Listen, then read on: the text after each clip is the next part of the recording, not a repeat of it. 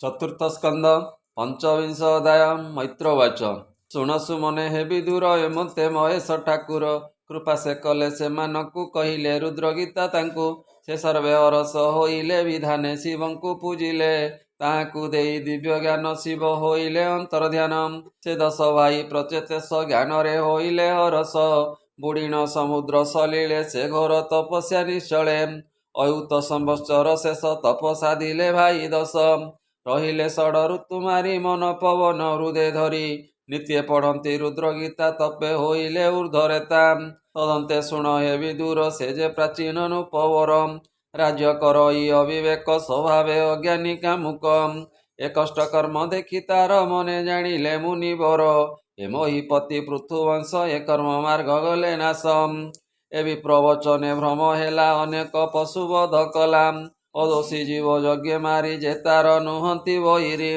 दुर्लभ जन्म कला नाश कर्मे होइला ज्ञान ध्वंस हेमंत करी दया चिते से मुनि सत्तरे आरते से सर्व घटे दया पर अध्यात्म विद्या ज्ञाने सारम करुणा करी से राजा को दर्शन देले आसी ताकू मुनि को देखी से राजन तेजिण उठिले आसनम सत्तरे करी नमस्कार आनंदे पूजिले पयर आसने बसाइले नेई पाद कमल देले धोई ताहार भक्ति भावे तोष से मुनिवर हेले बस कहन्ते तारे दया बही भनूप तोर ज्ञान नाही तू कर्म मार्गे हेलु हीन व्यर्थे गला तोर दिन निरते कर्म निमजिलु तू आंब हित न जानिलु जे कर्म मुख्य मार्गे हानि तू जहा श्रेय प्राय मणि जे संग दोषे ज्ञान क्षय बुझी न पारिलु तू राय ए तू अति स्नेह तही बंधा से संग दोषे धर्म बाधा ता शुणी भये नृपमणि वज्र विजात प्राय मणि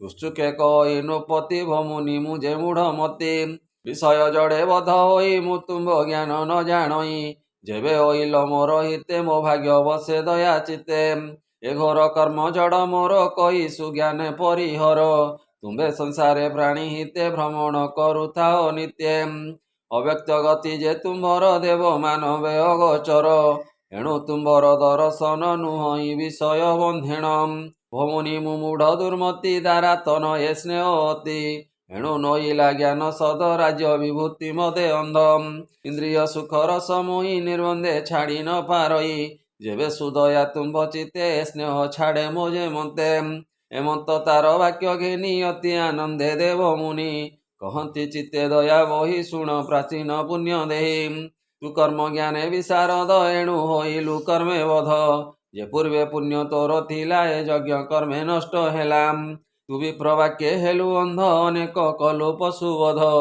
अदोषी जीव जागे मारी से तोर नुहंती बहिरीम तू राजा एडे अविवेक दया न बसिला तिलेक ए पशु गणे कोप बही तो मृत्यु मार्गे बाट चाही से तोते निश्चय विनाशिवे तू नृप बोली न डरिवे तू पीड़ा देई अछु जेते एक पशु मरंती नित्ये एहांक जाई नाही क्रोध ए निश्चय दुख देवे मध्य तोते पाइले पर लोके काटी भक्षिवे एके एके एहांक शृंग तीक्ष्ण धार लोह समाने से कठोर से शृंगे तुम्बको काटिवे तेवे से क्रोध उपेक्षिवे आंभे देखिलु स्वर्ग पथे तो प्रति आसे पशु जेते दर्शने अधर कामुड़ी कोपेण दियंती घोर रड़ी दर्शन भिड़ी विकराले खुर खोलंती रवि तले से तोते पाइले राजन करिवे अवश्य भोजन ताहांक मुखरे राजन पड़िले न पाई जीवन आंभे देखिण भय चिते शीघ्रे अइलु तोर हिते कहिलु सत्य निराधार ए मिथ्या नुहे नुपवर जेबे संशय तोर चिते प्रत्यक्ष देखाइबा तोते एमंत कही मुनिवर जोग निद्रारे ता शरीर हरिले प्राण बुद्धि मन तक्षणे नुपति अज्ञानम से जोग निद्रारे स्वपने प्रवेश जमर भुवेने देखिला तही नुपगणे दुखित इत्यादि कारणे जे जहा भाग्य कर्मदारे पीड़ंती से शत्रु जाहारे ऐसे शस्त्रे पशु को जे मारी से रूपे शृंग छंती धरी गदा मुद्गर असिधार कुंत कुठार तीक्ष्ण सर आदि अस्त्र प्रमित प्रकोपे प्रहारंती नित्यम जे जहा शत्रु कर्म द्वारे सुमरी दंड दियंती तारे के वृक्षे बांधीण पीटंती के रोषे तोड़ी कचाड़ती अधोबदने ऊर्ध्वे पाद ए आदि अशेष विपद ନାନା କଦର୍ଥନେ ପୀଡ଼ନ୍ତି ଭୟାନୁରୂପେଣ ଚାହାନ୍ତି। ଅଧର ଚାପି ରହେ ଭିଡ଼ି କୋପେ ଦିଅନ୍ତି ଘୋର ରଡ଼ି। ଶତ୍ରୁଙ୍କ ଦଣ୍ଡ ଉଗ୍ରତାପେ ଉଚ୍ଚେଣ ରୋଦନ ଅଧିପେ। ଦୁଃସହ ଦୁଃଖ ଭୟେ ଛନ୍ନ ସୁବୃତ ମୂତ୍ର ଦ୍ୱାର ମାନ। ତା ଦେଖି ପ୍ରାଚୀନ ପୁରାଣ ଭୟେ ଉତ୍ସର୍ଗେ ଆତ୍ମପ୍ରାଣ। ଭ୍ରମ ହୋଇଲା ବୁଦ୍ଧିମତି ପଳାଇ ଲୁଚିଲା ନୃପତି। ତା ଜାଗବଧ ପଶୁ ଗଣେ ସେ ଆସି ବେଢ଼ିଲେ ତକ୍ଷଣେ। ସେ ନିଜ ଶତ୍ରୁ ପାଇ କୋପେ ବେଗେ ଭଖିଲେ କ୍ଷୁଧା ତାପେ। ବୃକ ସମୂହେ ମୃଗ ଜେନେ ରାଜାକୁ ବେଢ଼ିଲେ ତେସନେ। ଆବୋରି ସତେ ପୁର କରି ଏକ ଆରେକ ବଳେ ଧରି। ଦର୍ଶନେ ଧରି ଓଟାରନ୍ତି ଏକ ଆରେକ ନ ଛାଡ଼ନ୍ତି। ଦୁଃସହ ଦୁଃଖ ସେ ରାଜନ ବ୍ୟାକୁଳେ କରଇ ରୋଦନ। ନିର୍ଦୟ ରୁଷ୍ଟ ପଶୁ ଗଣ ମାଂସ ଭକ୍ଷନ୍ତି ଅନୁକ୍ଷଣ। ଏ ଭକ୍ଷନ୍ତି ଅସ୍ଥି ଶେଷ ଯାଏ ଯାବତ କ୍ରୋଧ ଶାନ୍ତି ନୁହେଁ। ତଦନ୍ତେ ଅନ୍ୟ ପଶୁ ଗଣେ ସେ ବେଢ଼ି ଭକ୍ଷନ୍ତି ତତ୍କ୍ଷଣେ। ମାୟାରେ ମୁନ୍ନର ପିକାଏ ସଦୃଶେ ପୂର୍ବତନୁ ପ୍ରାୟେ। ଅଜ୍ଞାନେ ନ ଜାଣେ ନୃପତି ଭୟେ ପଳାଇ ଚାରିକତି। ତେଣେ ଗୋଡ଼ାନ୍ତି ପଶୁ ଗଣେ କୋପେ ଭକ୍ଷନ୍ତି ଜଣେ ଜଣେ। ଏମନ୍ତେ ଦଣ୍ଡ ଭୟ ଘୋରେ ରୋଦନ କରେ ଉଚ୍ଚ ସ୍ୱରେ। ତାରେ ସପକ୍ଷ କେହି ନାହିଁ ଶତ୍ରୁ ସମୂହେ ପୀଡ଼େ ଦେହି। ସଭୟେ ପଳାଇ ରାଜନ ନିଶ୍ଚେ ମୁଁ ଛାଡ଼ିବି ଜୀବନ। ଏମନ୍ତେ ଭାଳନ୍ତେ ଆକୁଳେ ମୁନି ଜାଣିଲେ ଯୋଗ ବଳେ। ମିଥ୍ୟା ଭୟେ ନୃପଚ୍ଛନ୍ନ ଅବଶ୍ୟ ଛାଡ଼ିବ ଜୀବନ। ଏ ଉଚ୍ଛନ୍ନ ଭୟେ ନୃପବର ହରିଲେ ଯୋଗ ନିଦ୍ରା ତାର। କ୍ଷଣେ ଚେତନା ଲଭିଲା ବିହଳେ ସତରେ ଉଠିଲା। ମୁନିକୁ କୋଳଗ୍ରତେ ଧରି ସେ ମିଥ୍ୟା ଭୟେ ନୃପ ଡରି। କମ୍ପିତ କାତରେ ରାଜନ ବିକଳେ ହୋଇ ଛନ୍ନ ଛନ୍ନ। ଏ ଦୁଷ୍ଟ ଭୟେ ପଶୁ ଘୋର ନିଶ୍ଚେ ନାସିବେ ମୋ ଶରୀର। ହେମନ୍ତ କହି ସେ ରାଜନ ତକ୍ଷଣେ କରଇ ରୋଦନ। ମତି ବିଭ୍ରମ ଦେଖି ତାର କହି ବୋଧିଲେ ମୁନିବର। ମିଥ୍ୟା ଭୟେ ତୁ ରାଜନ ବିଅର୍ଥେ ହେଉ ମୋହଚ୍ଛନ୍ନ। ଏବେ ପ୍ରତ୍ୟକ୍ଷ ଦେଖ ରାୟେ ନୟନ ଫେଡ଼ ତୁ ନିର୍ଭୟେ। ଏ ଯେ ଉଭୟ ପୀଡ଼ା ତୋତେ ଅଜ୍ଞାନେ ଦେଉଥିଲା ନିତ୍ୟେ। ଅଦୃଶ୍ୟ ହେଲେ ଆମ୍ବଡ଼ରେ ତୋ ଅନ୍ତେ ପୀଡ଼ିବେ ସେ ନରେ। ଶୁଣି ସମ୍ଭ୍ରମେ ନୃପରାଣ ଏ କଷ୍ଟୁ ରଖ ମୋର ପ୍ରାଣ। ଏ ଯେତେ ଦୁଷ୍ଟ ପଶୁ ଘୋର କି ରୂପେ ତୁମ ନିସ୍ତାର। କହିବା ଏଥିର କାରଣ ତୁମ୍ଭେ ସର୍ବଜ୍ଞ ସର୍ବଜାଣ। ତା ଶୁଣି ଦେବ ମହାରୁଷି ରାଜା ବିଭ୍ରମେ ମନ୍ଦେ ହସି। ଶୁଣ ସୁମନେ ନୃପବର କହିବା ଏ ତୋର ନିସ୍ତାର। ସୁତଠାରୁ ତୁ ଛାଡ଼ ଚିତ୍ତ କି ଦ୍ୱାରା କି ତନୟ ମିତ। ଅଷ୍ଟ ଐଶ୍ୱର୍ଯ୍ୟ ଭୋଗ ଯେତେ ରାଜ ବିଭୂତି ସହିତେ। ଯେ ଘୋର ଭୟ ପୀଡ଼ା ଯେତେ ମାୟା ସଂସାରେ ବିମୋହିତେ। ସର୍ବତେଜ ବିଷ୍ଣୁ ପାଦେ ଏକାନ୍ତେ ଭଜ ଅପ୍ରମାଦେ। ତୋତହୁଁ ହତ୍ୟା ଦୁଃଖ ଘୋର ବେଗେ ଛାଡ଼ିବ ନୃପବର। ଏବିନେ ତୋର ଅନ୍ୟ ଗତି ଅପରେ ନ ଦେଖେ ନୃପତି। ତା ଶୁଣି ସଭୟେ ରାଜନ ଭମୁନି ମୁମୂଢ଼ ଅଜ୍ଞାନ। ଶ୍ରଦ୍ଧାରେ ସ୍ନେହ ଅତି ଇନ୍ଦ୍ରିୟ ରସ ଭୋଗେ ମତି। ଏ ଆଦି ଗୃହବାସ ଯେତେ ମୁଁ ଛାଡ଼ି ପାରିବି କେମନ୍ତେ। ଉପାୟ ଥିଲେ ମୁନିବର ଅଜ୍ଞାନ ସ୍ନେହ ପରିହର। ତା ବାକ୍ୟ ହସି ମୁନି ତୋଷ କହିବା ତୋତେ ଇତିହାସ। ଶ୍ରବଣେ ହେବ ତୋର ଜ୍ଞାନ ଚରିବ ପୁରଞ୍ଜନ ଖ୍ୟାନ। ଏ ଶ୍ରବଣେ ହେବ ତୋର ଜ୍ଞାନ ଚରିତ ପୁରଞ୍ଜନ ଖ୍ୟାନ। ଏ ଘୋର ଭୟେ ସ୍ନେହ ତୋର ଶ୍ରବଣେ ବେଗେ ହେବ ଦୂର। ସେ ପୁରଞ୍ଜନ ଏକ ରାଜା ପୂର୍ବେ ସେ ଥିଲେ ମହାତେଜା। ବିଜ୍ଞାନ ନାମେ ସଖା ତାର ଜ୍ଞାନରେ ଶ୍ରେଷ୍ଠ ଥାଇ ଯାର। ସେ ନିଜ ସଖା ପରିହରି ଇନ୍ଦ୍ରିୟ ଭୋଗ ଇଚ୍ଛା କରି। ନିରତେ ଭାବେ ଅନୁଦିନେ ଇନ୍ଦ୍ରିୟ ବସେ ହୋଇ ଛନେ। ଶ୍ରୀ ରାଜା ପୃଥିବୀ ଭ୍ରମଇ ଉତ୍ତମ ସଂସ୍ଥାନ ଇଚ୍ଛଇ। ନ ପାଇ ନିଜ ରୂପେ ସ୍ଥିତି ବିଷାଦ ମନେ ସେ ନୃପତି। ଯାବତ ପୁରେ ମହିଷ ତଳେ ସେ ରାଜା ଦେଖିଲା ସୟଳେ। ତା ନିଜ କାମ ପୂର୍ଣ୍ଣ ପାଇଁ ସେ ରାଜ ସନ୍ତତେ ଭ୍ରମଇ। ଏମନ୍ତେ ଏକାନ୍ତେ ଭ୍ରମନ୍ତେ ଗଲା ସେ ହିମାଳୟ ଅନ୍ତେ। ସେ ଗିରି ଦେଖିଣ ଭାଗ୍ୟରେ ପ୍ରବେଶ ହୋଇଲା ସତରେ। ଦୁଦିବ୍ୟ ପୁର ତହିଁ ଥିଲା ସେ ରାଜା ସନ୍ତ ସେ ଦେଖିଲା। ନାନା ଲକ୍ଷଣେ ବିରାଜଇ ସେ ନବଦ୍ୱାରେ ଶୋଭା ପାଇ। ନବରେ ପାଚେରୀ ଶୋଭନ ତା ଚାରି ପାଶେ ଉପବନ। ଗୃହାଦି ଅଟାଳି ଶୋଭନ୍ତି ପରୀକ୍ଷା ତୃଣ ବିରାଜନ୍ତି। ହେମରଜତମୟ ଶୃଙ୍ଗ ବିଚିତ୍ର ବର୍ଣ୍ଣେ ନାନା ରଙ୍ଗ। ରତ୍ନ ସମୂହ ବିରାଜନ୍ତି ଶୁଭ୍ର ସୁନ୍ଦର ରୂପ କାନ୍ତି। ନୀଳାଦ୍ରି ସ୍ଫଟିକ ପୋହଳା ମୋତି ମୌକ୍ତିକ ଆଦି ମେଳା। ନିର୍ମିତ ହେମମୟ ସ୍ଥଳୀ କାନ୍ତି ସମୂହ ଅତି ଜଳି। ସେ ପୁର ଦେଖିଣ ନୃପତି କିଏ ଦ୍ୱିତୀୟ ଭଗବତୀ। ଏ ସଭା ଚତୁର ରାଜବାଟ ପଶା ଖେଳିବା ସ୍ଥାନ ହାଟ।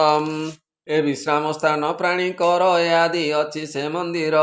ସେ ପୁରବାୟ ଉପବନ ଶୋଭନ ନାନା ଦ୍ରୁମମାନ ପୋଖରୀ ସରୋବର ତହିଁ ବିହଙ୍ଗ କୂଳ କୂଳେ ଜହିଁ ହେମ ନିର୍ଜର ବିନ୍ଦୁ ଯୋଗେ କୁସୁମ କର ବାୟୁ ବେଗେ ଏ ପ୍ରବଳ ଦଳ ବିଟପିରେ ସରସୀ ତଟ ସମ୍ପଦରେ ନାନା ବର୍ଣ୍ଣରେ ମୃଗମାନେ ବିହରୁଛନ୍ତି ଉପବନେ ଜହିଁ କୋକିଳ କ୍ରୀଡୁଛନ୍ତି କିଏ ସେ କାନ୍ତକୁ ଡାକନ୍ତି ହେମନ୍ତେ ନାନା ପକ୍ଷୀ କୂଳେ କ୍ରୀଡ଼ନ୍ତି କାମମତି ଭଳେ ସେ ଦିବ୍ୟ ଭୁବନେ ରାଜନ କହିବା ଅପାର ବିଧାନ କାମିନୀ ରତ୍ନ ସେହୁ ବନେ ଆସୁ ଯେତିଲେ ସ୍ୱଚ୍ଛ ମନେ ରମଣୀ ରତ୍ନ ସେହୁ ବାଳା ତାହାକୁ ନୃପତି ଦେଖିଲା ସଙ୍ଗେ ତା 10 ପରିବାରୀ ଘେନିଣ ଆସିଲା ସୁନ୍ଦରୀ ଭୂତମାନ କେ ସଙ୍ଗତେ ସତ ସନାମିକେ ପଞ୍ଚମସ୍ତକେ କାହି ସେ ନାରୀ ଦ୍ୱାରପାଳ ସେଇ ସେ କାମରୂପୀ ଦିବ୍ୟ ନାରୀ ବିବାହ ନହିଛି ତାହାରି ଏ ଅପାଙ୍ଗ ଅଙ୍କିତ ଦ୍ୱିଶିଖ ଭୁଲୁ କମାଣେ ସନ୍ଧି ଲାଖ ରାଜାକୁ ସତରେ ବିନ୍ଧିଲା ତକ୍ଷଣେ ରାଜା ମୋହ ହେଲା ସେ ବୀର ଲଜ୍ଜା ପାଇ ମନେ ନାରୀକୁ ପଚାରେ ଅଜ୍ଞାନେ ବସଖୀ ନାମ ଗୋତ୍ର ତୋର କହ କି ଅର୍ଥେ ବନ ଘର ଭ୍ରମଣ କରୁଛୁ ସୁନ୍ଦରୀ ସୁର ମୁନୀନ୍ଦ୍ର ମନୋହାରୀ ଏ ଦିବ୍ୟମୟ ଉପବନେ କହ କି ଅଛି ତୁମ୍ଭ ମନେ କି କାମ ମୃଗ ନିବାରଣେ ବିହାର କରୁ କି କାରଣେ ମୋ କାମ ଶତ୍ରୁ ବିଦାରଣେ ସଦନ ତେଜିଣ ବିପିନେ ମୁଁ ନିଶ୍ଚୟ ଜାଣିଲି ମୋ ଚିତେ ସୁଗୁଣ ଘେନି ମୋର ହିତେ ଏପୁରେ କର ତୁ ବିହାର ମୁଁ ଯେଣୁ ତୋର ପରିଚାର ଭୋ ସଖୀ ଏ ତୋ ସଖୀ ଗଣ କହ କାହାର କି କାମ ଭୋ ସଖୀ ଏ ତୋ ସଖୀ ଗଣ କହ କାହାର କି ନାମ ଅଟନ୍ତି 10 ଜଣ ଯେବା ଏ ତୁମ୍ଭ କରନ୍ତି କି ସେବା ଏ ସର୍ପକେ ତୁମ୍ଭ ଆଗର ପଞ୍ଚମସ୍ତକ କିମ୍ପା ତାର ତୁମ୍ଭେ କି ଲଜ୍ଜା ରୂପ ଧରି ଧର୍ମପତିକୁ ଚାହିଁ କରି କିଅ ବା ତୁମ୍ଭେ ଗୋ ଭାବାନୀ ସଙ୍ଗକୁ ଇଚ୍ଛା ଶୂଳ ପାଣି କିଅ ବା ତୁମ୍ଭେ ପଦ୍ମାଳୟା ଲୋଡୁଛ ପଦ୍ମପାଦ ଛାୟା ତୋ ଗୁଣ ବର୍ଣ୍ଣିବଇଁ କେତେ ତୋ ସମ ନାହିଁ ଏ ଜଗତେ ଏବେ ନିଶ୍ଚୟ ମୋତେ ଘେନି ଏ ପୁରେ ବିହର କାମିନୀ ଅନଙ୍ଗ ବାଣ ପିଡ଼େ ମୋତେ ମୁଁ ଫେଡ଼ି କହିଲଇଁ ତତେ ତୁ ଅନୁରାଗ ମୋତେ କର ଏ କାମ ଅଗ୍ନି ତୁ ନିବାର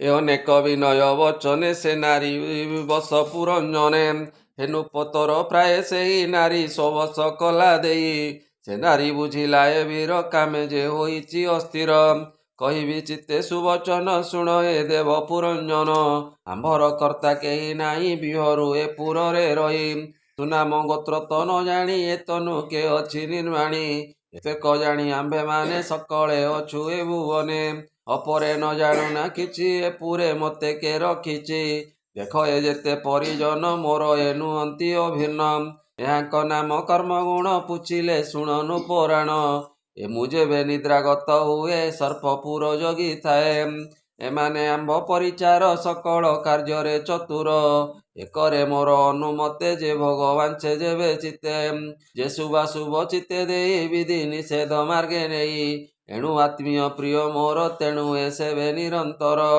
ଏହାର ବେନି ପତ୍ନୀ ନାମ ପ୍ରଭୃତି ନିବୃତ୍ତି ରାଜର ପ୍ରଭୃତି ପତ୍ନୀ ନାମ ଯାହାର ସେ ସେବେ ପ୍ରଭୃତି ମାର୍ଗର ନିବୃତ୍ତି ନାମେ ଯେ ଯୁବତୀ ସେ ଧର୍ମ ମାର୍ଗେ ସେବେ ପତି ଏବେ ନି ନାରୀଙ୍କ କୁମର ସେ ସାଧୁ ଶୀଳ ଦୁଷ୍ଟ ପରମ ଯେ ତେଜ ପ୍ରଭୃତି ନନ୍ଦନ ଏ କାମ କ୍ରୋଧ ଅଭିମାନ ଅଜ୍ଞାନ ଲୋଭ ମୋହ ହିଂସା ବିବାଦ ତର୍କ ମିଥ୍ୟା ଭାଷା ଅପରେ କହିବଇଁ କେତେ ଆଦି ପୁତ୍ର ଅଛନ୍ତି ଯେତେ ସର୍ବଧର୍ମର ବିବାଦୀ ପିତୃ ସେବନ୍ତୀ ନିରବଧି ଅଧର୍ମ ମାର୍ଗେ ନିରନ୍ତର ସୁସେବା କରନ୍ତି ପିଅର ଯେ କାମ ଭୋଗ ତୁମ୍ଭ ଇଚ୍ଛା ଦେଇ ପାରିବେ ତୁମ୍ଭ ବାଞ୍ଛା ଏହାକୁ କ୍ଷଣେ ନ ଛାଡ଼ିବ ଆମ୍ଭର ଯେବେ ଦୟା ଥିବ ଏ ଯେବେ ନିବୃତ୍ତି ନନ୍ଦନ ଦୟା ବିବେକ ଧର୍ମ ଜ୍ଞାନ କ୍ଷମା ସନ୍ତୋଷ ଧୀର ଶାନ୍ତି ଅନୁକ୍ରମେ ଯେତେଛନ୍ତି ଅଧର୍ମ ମାର୍ଗେ ଦାରୁଣ ବାଞ୍ଛନ୍ତି ପିତାର ମରଣ ଏ ନିଶ୍ଚୟ ମାରି ନିଜ ତାତ ରଖିବେ ପିତାର ପିତାନ୍ତ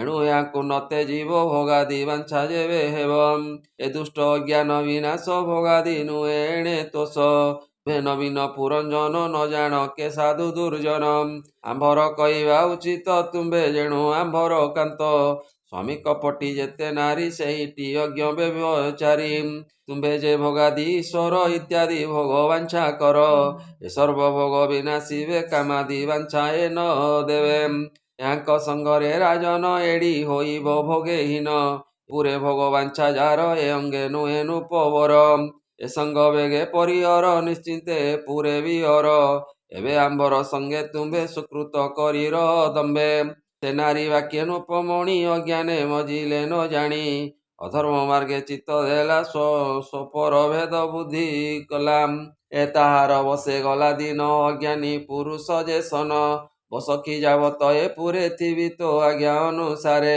ଶୁଣି ପ୍ରତ ଶ୍ୱଶୁର ନାରୀ ରାଜାଙ୍କୁ ଘେନିଲା ଧରି ଏ ନୃପ ଶୁଣ ପୁରଞ୍ଜନ ଏ ମୋର ଯେତେ ପରିଜନ ସେବା କରିବେ ନିରତେ ଯେ ଭଗବାଞ୍ଚା ତୁମ୍ଭ ଚିତେ ଏ ସଙ୍ଗେ ଆଣି ନିଯୋଗିବେ ତୁମ୍ଭକୁ କ୍ଷଣେ ନ ଛାଡ଼ିବେ ଏ ରୂପେ ପ୍ରବୋଧି ବଚନ କହିଣ ତୋଷିଲା ରାଜନ ତା ବାକ୍ୟ ରାଜା ବିମୋହିତ କନ୍ଦୁକ ପ୍ରତିମା ଯେ ମନ୍ତ ତାବଶେସ୍ତବେ ଚାଟୁବାଣୀ ଭୋକାମା ନଳ ଉଦ୍ଧାରିଣୀ ଏ ପ୍ରମୋଦା କୂଳ ମଧ୍ୟ ସାର ସେ ପୁରେ ନାହିଁ ପଟାନ୍ତର ଭୋନାରୀ ରତ୍ନ ସୀମନ୍ତିନୀ କେ ତୁମ୍ଭ ପିୟର ଜନନୀ କହ ତାଙ୍କ ଗୁଣ ନାମ ଶ୍ରବଣେ ମୋର ନିସ୍ତାରଣ ତା ବାକ୍ୟ ଶ୍ରବଣେ ପ୍ରତୋଷୀ ସେ ନାରୀ କହେ ମନ୍ଦେ ହସି ଶୁଣ ହେ ଦେବ ପୁରଞ୍ଜନ କହିବା ଯେ ପୂର୍ବ ବିଧାନ ଆମ୍ଭର କେବା ତାତ ମାତ ନ ଜାଣି ଜନ୍ମାଦି ଉଦନ୍ତ ଏ ତୁମ୍ଭ ଆଦି ଦେହଧାରୀ ସଚରାଚର ଆଦି କରି ଷୋଡ଼ଶ ଇଚ୍ଛା ବିହରେ ପ୍ରକୃତି ଭେଦେ ସୃଷ୍ଟି କରେ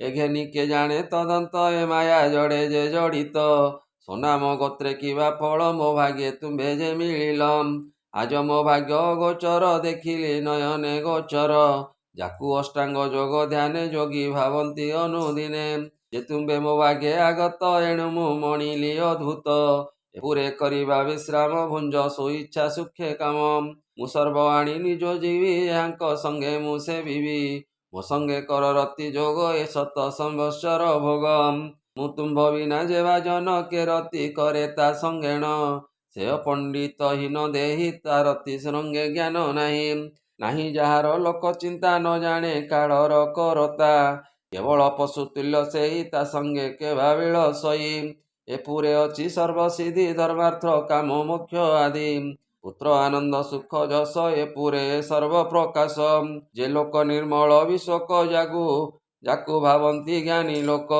ଯେ ଲୋକ ଏଥି ସାଥି ପାଇ ଏଣୁ ଏ ପୁର ସୁଖମୟୀ ପିତୃଦେବତା ମହାରୁଷି ସୁଖ ଲଭନ୍ତି ଜଇଁ ଆସି ଏଭାବେ ଗୃହସ୍ଥ ଆଶ୍ରମ ରଖଇ ସର୍ବଲୋକ ଧର୍ମ ଏଣୁ ଏ ପୁରେ କର୍ମେ ଥାଇ ଯେ ଭୋଗ ବାଞ୍ଛା ନଇ ଛଇ ୟବାସେ ଅଜ୍ଞାନବତୀ ତୁମ୍ଭର ପ୍ରାୟ ପାଇ ପତି ବିହାର ନ କରେ ତା ତୁଲେ ସ୍ୱସ୍ୱାମୀ ଆସି ଯେବେ ମିଳେ ବ୍ୟର୍ଥ ସେ ନାରୀର ଜୀବନ ତେଜିଏ ଭୁଜ ଆଲିଙ୍ଗନ ଯେ ବାସୁଦୟା ମୋତେ ସତେ ବରଷ ଏଥି ଥିବ ମତ ତା ବାକ୍ୟ ରାଜନ ସେ ନାରୀ ସଙ୍ଗେ ପୁରଞ୍ଜନ ସେ ପୁରେ କଲେକ ବସତି ଶତ ବର୍ଷର ସୁଖେ ମାତି ଗାୟକ ମାନେ ଯେ ଗାବନ୍ତି ସେବେ ନିବିହାର କରନ୍ତି ସେ ସଖୀମାନଙ୍କୁ ଘେନିଣ ରୁଦ୍ରାଣୀ ଜଳରେ ପଶିଣ ନିଧାଗ କାଳେ ସେ କ୍ରୀଡ଼ନ୍ତି ସେ ପୁର କେବେ ନ ଛାଡ଼ନ୍ତି ସେ ପୁରେ ଈଶ୍ୱରଟି ସେହି ତାହାକୁ ନ ଜାଣନ୍ତି କେହି ତା ପୂର୍ବ ପଞ୍ଚଶ୍ରେଷ୍ଠ ଦ୍ୱାର ଅଗ୍ରେ କହିବା ନାମ ତାର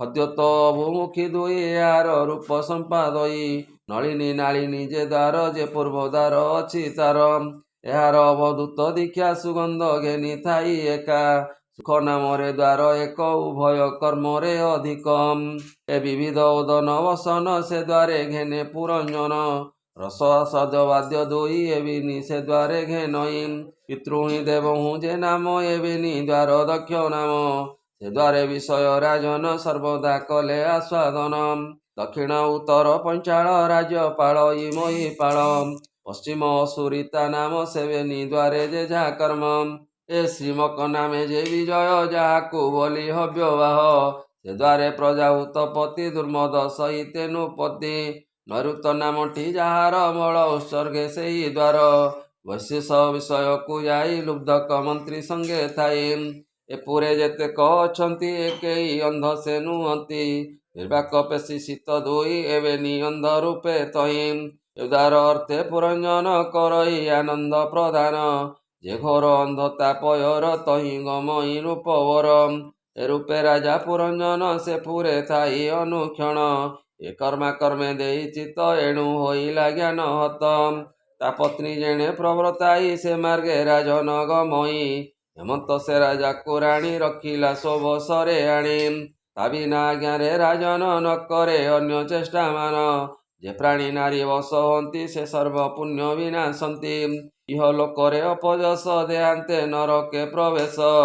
ଏମନ୍ତେ ନାନା ଧର୍ମ ବାଟେ ସେ ମୁନି ବୁଝାଇ ଉଚାଟେ। ଏ ପ୍ରାଚୀନ ବରହି ନାରଦ ସେ ପୁରଞ୍ଜନର ସମ୍ବାଦ। ଏହା ଯେ ଶ୍ରବଣେ ଶୁଣନ୍ତି ସର୍ବ ପାପରୁ ମୁକ୍ତ ହୁଅନ୍ତି। କହଇ ଦାସ ଜଗନ୍ନାଥ ଭାଷା ପ୍ରବନ୍ଧେ ଭାଗବତ। ଶ୍ରୀମଦ୍ଭାଗବତେ ମହାପୁରାଣେ ପାରମହଂସ୍ୟାं ସହିତାं बयासिक्यां चतुर्थ स्कंदे पुरंजनोपाख्याने नाम पंचविंशोऽध्यायः। बोल आनंदे कवार हरि हरि बोल।